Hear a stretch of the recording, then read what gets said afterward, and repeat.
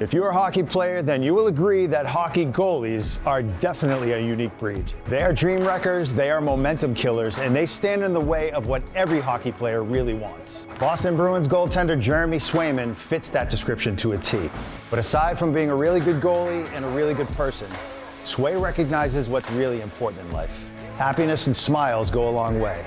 And no matter what life brings you, good or bad, accept life's challenge and live in the moment. Now, I'm sure a lot of this has to do with his time growing up as a kid in Anchorage, Alaska. And I definitely believe it comes from the time he spent learning life lessons from UMaine coaches Alfie Michaud and Red Gendron. So yeah, I think it's safe to say that hockey goaltenders are a unique breed. And it's also safe to say that Jeremy Swayman, well, he leads the pack. With new coach Jim Montgomery on the bench and fellow goaltender Linus Ullmark standing by for his post-game hug, tonight I'm with Jeremy Swayman of the Boston Bruins. And tonight, it's hockey night in New England.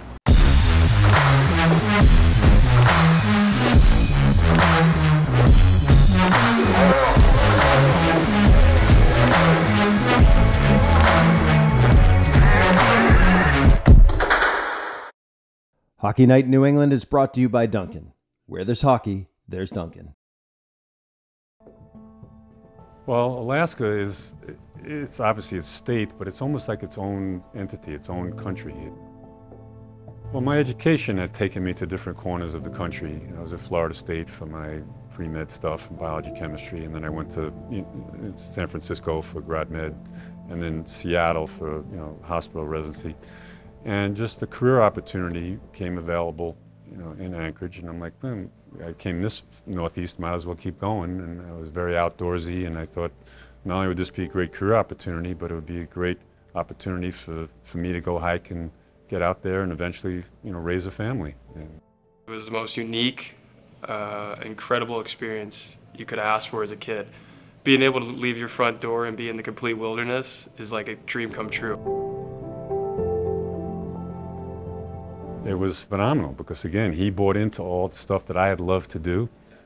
We were hiking and camping from the time he was able, 1 or 2 years old. I mean, I had him hiking. He was basically an infant. He'd either be on my front or my back. And I, the dogs, were out there. And then, it just kind of rolled from there. Everywhere you turn, there was an open pond, and that was basically the culture that Alaskans had, skiing and hockey, hiking outdoors, anything outside. And so the best pastime in the world was going to skate on the ponds with your buddies. So right away I knew I was going to be a hockey player. So my oldest brother was fascinated with goalies, and he kind of took a lot of pictures of goalies. So I grew up in my room, and then eventually, as an adult in my homes, pictures of Eddie Giacomin, Gilles Villemure, even Jerry Cheevers. Little did I know, right, that the Bruins would be part of our life. Tony Esposito. I actually had all these pictures that my brother took of these goalies, and they were around the house. So Jeremy would see those as a little kid. In fact, I had a lot of those pictures in his room. And I was one of the volunteer doctors for the University of Alaska Anchorage Seawolves, and our seats were right behind the goal. And all I could see was the goalie, because there was no other view. I was just first row, right behind the glass, and there was no other thing I could watch, really. And so I also fell in love with the pads. The pads were like the coolest thing to me. And so yeah, I definitely blame him for posting me up right behind the net.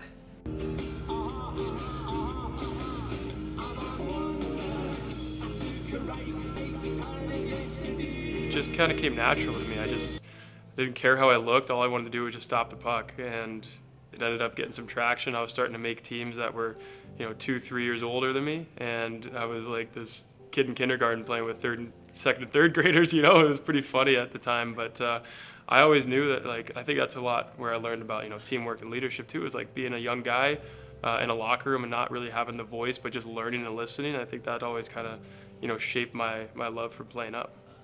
As time went on, Jeremy started to climb the ladder of the local youth hockey program. Even going through the youth ranks, a lot of parent hockey friends would say things. And they were coming from a position of emotion and friendship and kindness, and they would say things. But it wasn't until he was about 14, 15, and some of the coaches in Alaska were like, he needs to leave, he needs to do A, B, and C. And I learned, what am I looking at here? When I was 15, turning 16, it was my sophomore year of high school, and I was fortunate enough to get tendered by Kenai River Brown Bears in the Knoll. It was a really incredible thing because not too many guys were getting tendered at that age. you know, and it was definitely an eye-opening thing to know that I had an opportunity to get junior hockey experience as a junior in high school that next year. Basically that summer, I was all slotted to go. I was getting promised by the coach, you know, hey, you're going to come in, you're going to be a head goalie, you're going to start for us, you're probably going to get a Division I commitment out of this, and you're going to start your career off right. I was so excited because I thought I was the man. I thought it was a done deal, right? And went to camp, played fine. Definitely not my best, but played fine, right? I was competing with other goalies, you know, the 20-year-olds there. I was 16, and I was super excited, felt comfortable on the ice, made it to the All-Star game, did fine, and got to the exit interview, and I got cut. And that was like earth-shattering to hear that, you know, after all these promises. It was just like, wow, I didn't really plan for a backup. You know, I put all my efforts into this one time to make junior hockey as a 16-year-old, and it got swept under my feet. If you get kicked out of your neighbor's yard for stealing their leaves, you're gonna need something to fuel you up so you can sneak back in. Fall hard with the Pumpkin Cream Cold Brew. America runs on Dunkin'.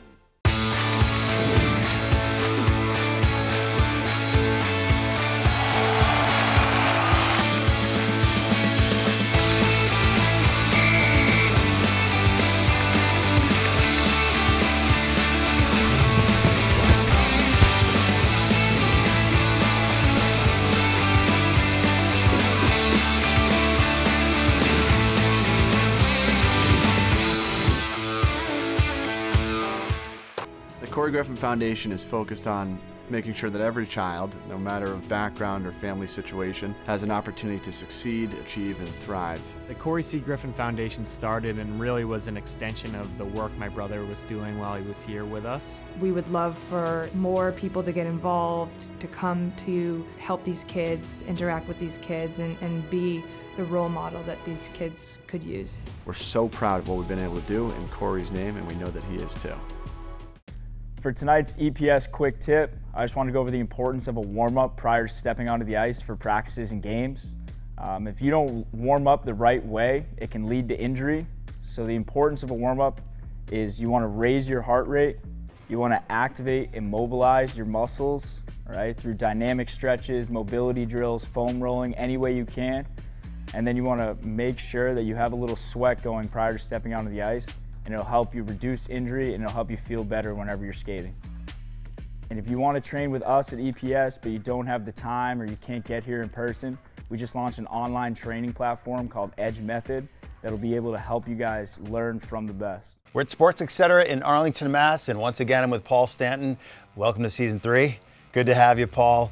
And we are going to talk about, what else? Goalie pads. Exactly. Specifically True, and True has become more and more popular. Tell us a little bit about the history. Sure. True has been around for a long time. It was started by Michael Lefebvre. He started making goalie pads in 1987 for Patrick Roy. He first developed the coho pad there. Oh, yeah. From there, he started manufacturing pads for CCM, and now he's manufacturing for, since 2019, he's been manufacturing for True. And you know, the credibility that Michael has is probably one reason why True has become more popular amongst the NHL players. 100%. You know, he's built a strong foundation with goalie equipment over the last 30 years, and he's got a loyal following with all NHL players.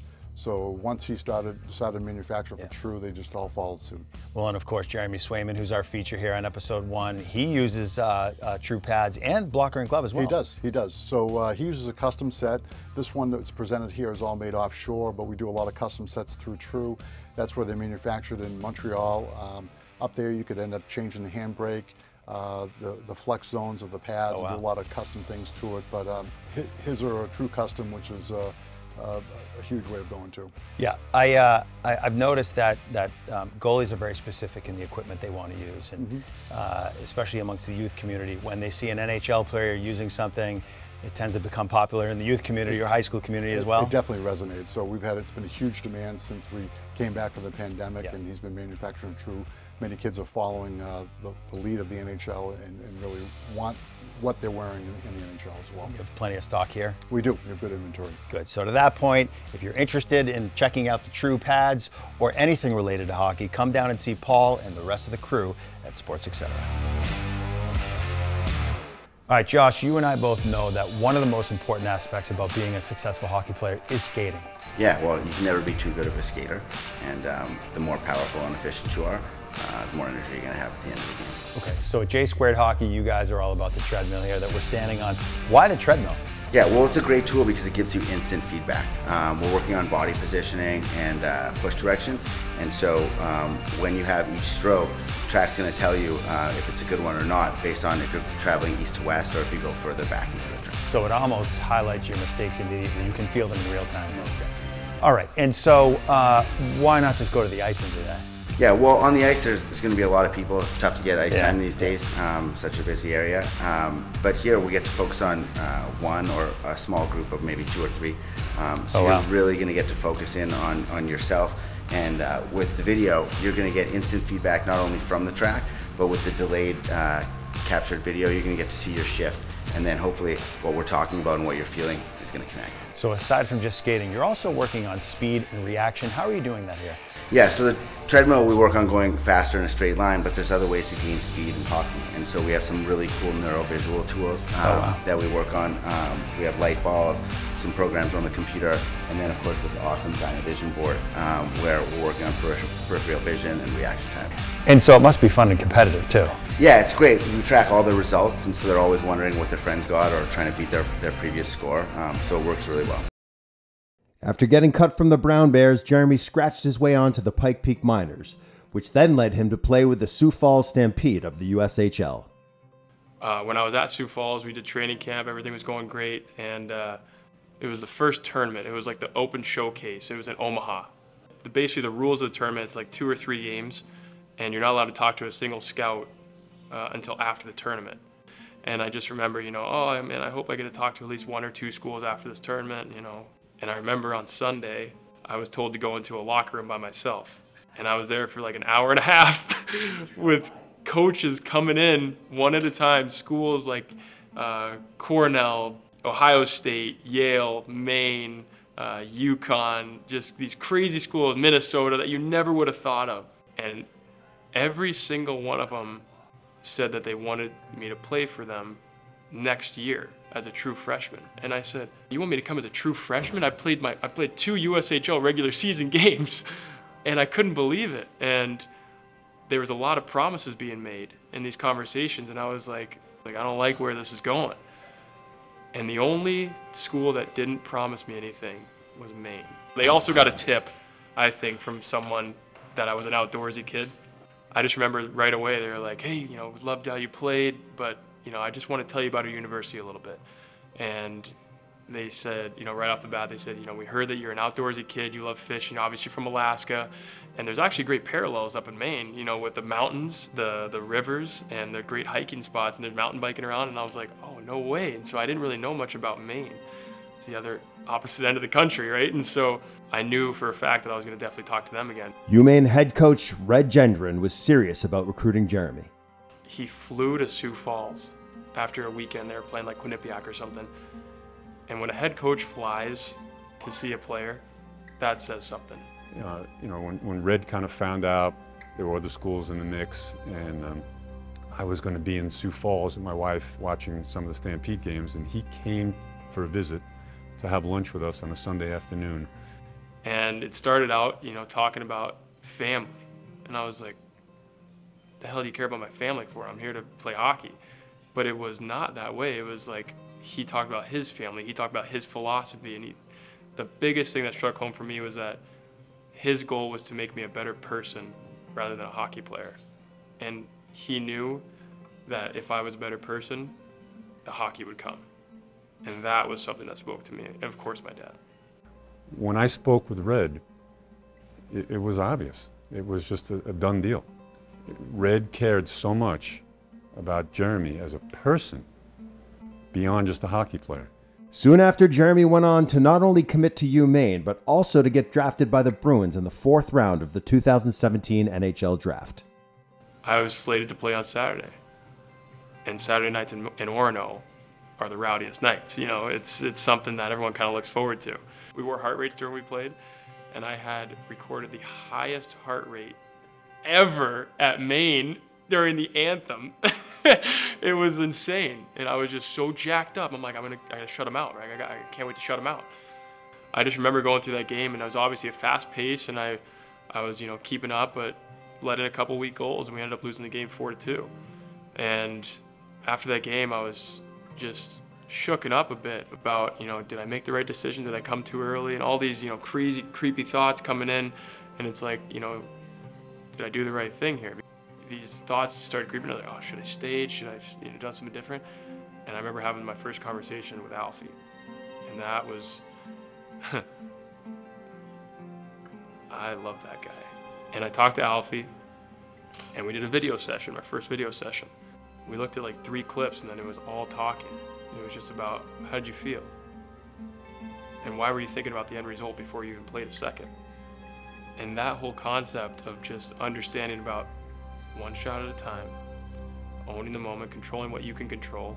Fans, don't worry. Players, don't worry. One shot at a time. And that whole concept shaped my whole life and obviously playing demeanor. Alfie's a 1 in a million type of guy, you know, Northern Manitoban First Nation guy, a goalie guru as far as knowledge. Also very similar to Red.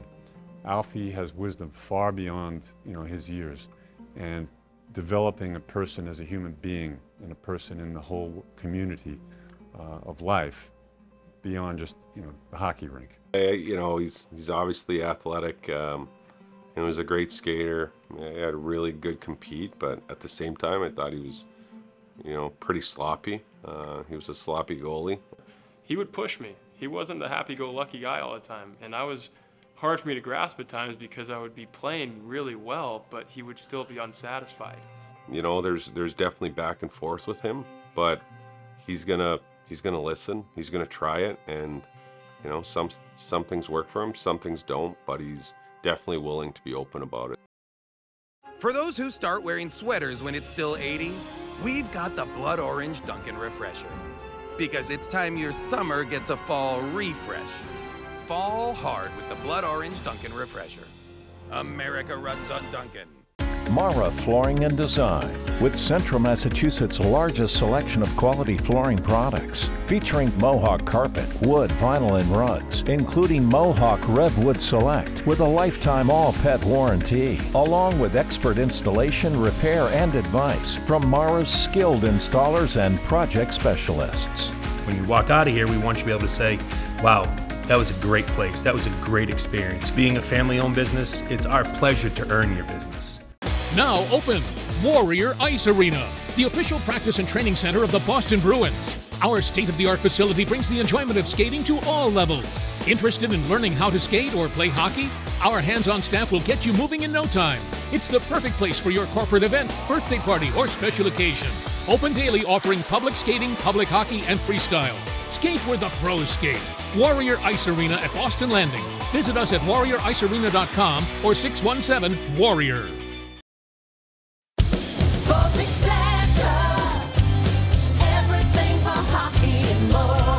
If you're looking for the best selection of everything for hockey and more, then come to Sports Etc. in Arlington, Mass. Since 1980, the experts at Sports Etc. have been properly fitting hockey players from beginners to pros, with trusted brands at great prices. Let the pros at Sports Etc. get you skating in the right direction. Visit Sports Etc. today for all your hockey needs. I'm with Tom Ford from Dynamic Skating. Tom, what are we going to do today? We are going to work on our backwards thrusting, all right, generating full speed, just using that inside edge, going back, not crossing the feet, and let's get right at it. Sounds simple. Let's take a look. So, here we go. We got our toe to heels right here, waders on the front third of the blade, and we're just using the inside edges. So his upper body's not moving either. And that's what you want to see. If he brings the feet back under and they're straight, you're going to see a lot of bobbing up and down, which is not efficient as a skater. Okay. We're going to look at a different way to peel back that backwards thrusting. Right now, we're just isolating the one skate, and we call these C-cuts, and we just alternate left skate, right skate, all the way out. What happens is at the end of that extension, your weight transfers to that glide skate. So there's some weight transfer in this drill as well. Got it. This one's our most difficult one, and it's really hard to do because you need that one skate underneath you to transfer the weight at the end of the extension. More or less what it is, it's a backwards long stride. So watch what he does. You still keep the weight on the front third. He loads up on one skate, brings it, and he snaps it out in front and returns it back under. You notice where that other skate is, it's directly underneath the body receiving the weight. It's funny, it seems like a lot of these things are putting these guys in an uncomfortable position, but that's how they get comfortable. That's how you develop. Yeah. You gotta get out of your comfort zone, Yeah. okay? Yep. So with this one, there's another variation. So everything, all that speed's generated from that inside edge and more of a thrust. So we start this one with the toes pointing in. He's very uncomfortable, and we call it little toe chops here. So as he's heading down the ice, just chop, chop, chop, point your toes in, chop, chop, chop, chop, chop, chop, chop. As you can see right away, he's chopping the skates and he's generating some momentum back. Why? Why do you do this? I mean, this looks like so awkward and uncomfortable. It doesn't look like it makes sense.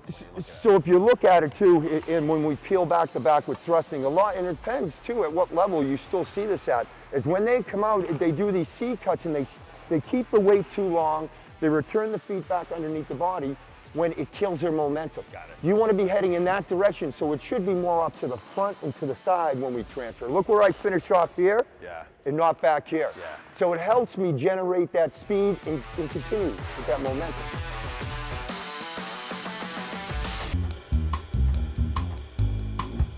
Jeremy Swayman, Sway Dog. It's nice to have you here, buddy. So I'm born and raised in Boston. Yep. And I know the fans can be very passionate here, be a little crazy. I want to know, have the Boston fans been more supportive or critical of you in the past few years? Sure. Yeah, they've been super supportive. I couldn't be happier to be here. And it's really cool seeing them in the community now, like walking around and you know, getting the sway, you know, from across the street and stuff. And I love talking to them. So definitely, it's been such an incredible experience. I absolutely love it here. Just make sure you don't have a bad game. That's all I care about. Yeah, just stop the puck and it'll take care of itself. Yeah, exactly. All right, so we both know that goalies are considered the weird ones on the team. So what weird stuff do you do maybe pregame? Nothing. That's a weird question. You're the weird one on the team, so what do you do before games? I'm not weird. You're weird. A little bit weird. You think I'm weird? A little, I mean, you're a goalie, so that's what... No, I take pride in being the normal goalie. Like, that's something a weird goalie would say. I think you're weird for asking that. Next question. Yeah. So former NFL athlete Chad Ochocinco actually used to pop Viagra's before games to enhance his performance. Have you ever experimented with that, and do you pop Viagra? So you and Linus... It's Linus. What's up? It's Linus. Oh. Yeah. So you and Linus have this post-game ritual you do after you guys win where you hug each other, correct? Yep. So I was thinking me and you can maybe... We can... You want to do a handshake, or... Oh, I'll stick to a handshake. Yeah, for sure. No, but yeah, it's not. Thanks for your time, Sway.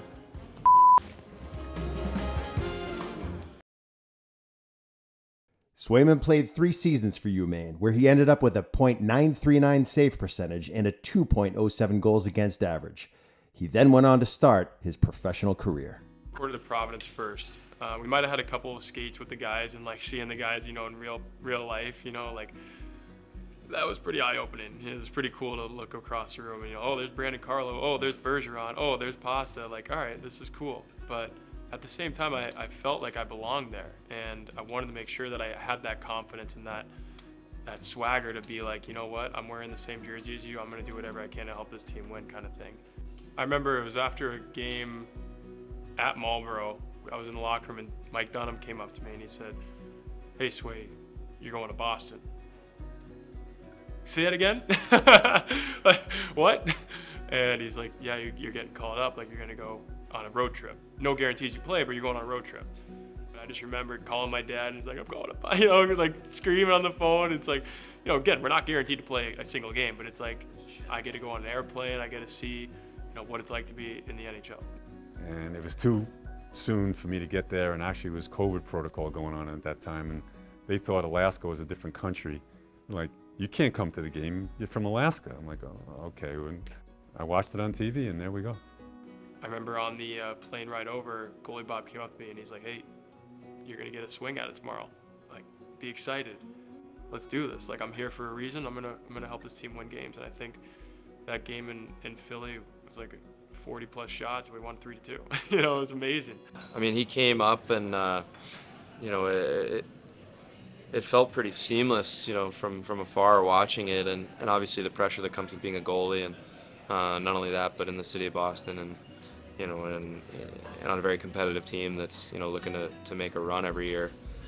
He came up and played great. It really was. It was exciting to watch. I think it gives the group, it gave us a lot of life that first season when you come up and you see him, and not only how he carries himself and how he's having fun doing everything he does, but then when, you know, you get the new life in the middle of the season where he's coming in and playing to that level, that it kind of, you know, gave us a little spark there, you know, kind of through the dog days of the season. 2 days after starting his pro career, Jeremy got some devastating news that his college coach, Red Gendron, had suddenly passed away at age 62. I remember I was in the hotel in Philly. My first game was April 6th. Played Philly, and then we trained to Washington and then trained back to Philly. So it was a 3-game series and won them both.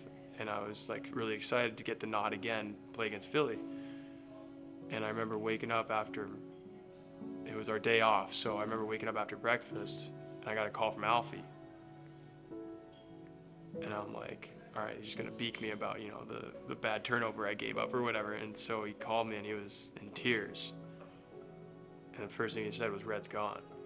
It was utter shock, utter disbelief, you know.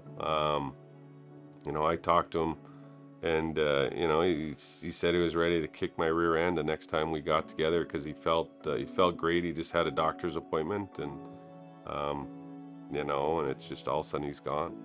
And you don't comprehend something like that when you hear it in the phone. And then I was just in my room, and it's just like emotions took over, and there's tears, and you don't know what to think. It's like, I just talked to him after I beat Washington. You know? Like, he just watched my first 2 NHL games, and I wouldn't be here without him, kind of thing. And for him to be gone at that time, like, I wanted to share these moments with him. And so it's like, as soon as it's happening, and then he can't be a part of that anymore, it's powerful. I just sat in the car with him, and you know, we both cried, and we had our moments, and we spoke about Red. And I see myself going through the day at times thinking about Red, right? Like, what would he do? How would he treat this person? And those lessons, they'll stick with me for life. Jeremy will always take the lessons that Coach Red passed on to him. And with his memory in his heart, you can be sure that he and the Bruins will settle for nothing but to bring the cup back to Boston once again. All I care about right now is the here and now. And absolutely, we have some incredible pieces to this season. And I think it's just about us, about trying to capture this moment that we have. You know, realizing that at the end of this season, the team might not look, you know, how it looks right now. So I think there's got to be an urgency from us to realize that this is the year to go for it. If there was ever a year, it's this one. The expectations are high, and we understand that we have the ability to make it a seriously incredible year, and we're going to do everything we can to do that. But I know that for a fact, our leadership is going to make sure we're owning the moment and taking care of each day in order to get there.